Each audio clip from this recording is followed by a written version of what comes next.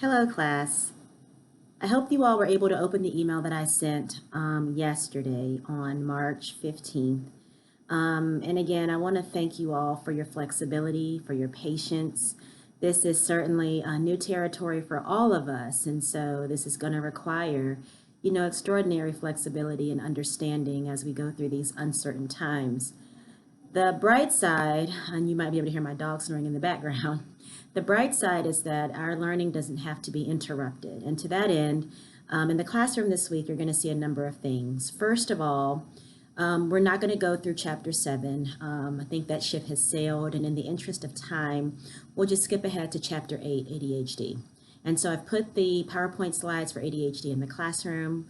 You also have your book as a resource. If you go to the course menu and click on quizzes, you should be able to see a quiz that'll be due by Saturday at 9 a.m. You will have 2 attempts to take this quiz. It's a reading quiz. It's open book, open note. I would even encourage you, as you're going through the slides and as you're reading the chapter, to be doing the quiz at the same time. So you have 2 attempts to do the quiz, unlimited amount of time to do it, and your highest attempt grade will be what is recorded to the grade book. There are going to be 10 questions there. The second thing you're going to be doing is a therapy dog, and I also have a video explaining that. It was an intervention I used with a client of mine who had ADHD combined type and a diagnosis of oppositional defiant disorder.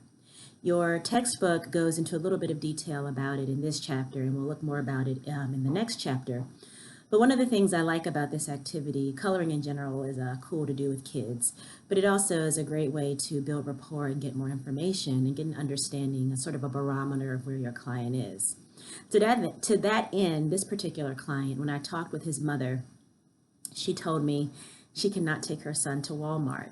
And so oftentimes when I'm working with kids who have ADHD combined type or the hyperactivity type, it is very important to ask the Walmart question or to ask the grocery store question of the parent.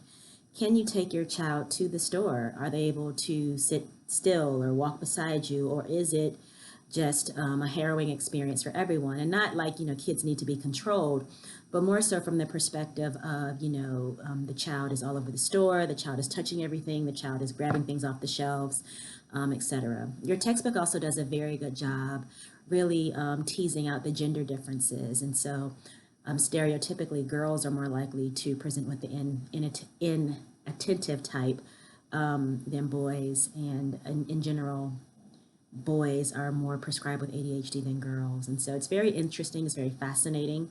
And so again, this week you have your PowerPoints. You're going to be in the classroom.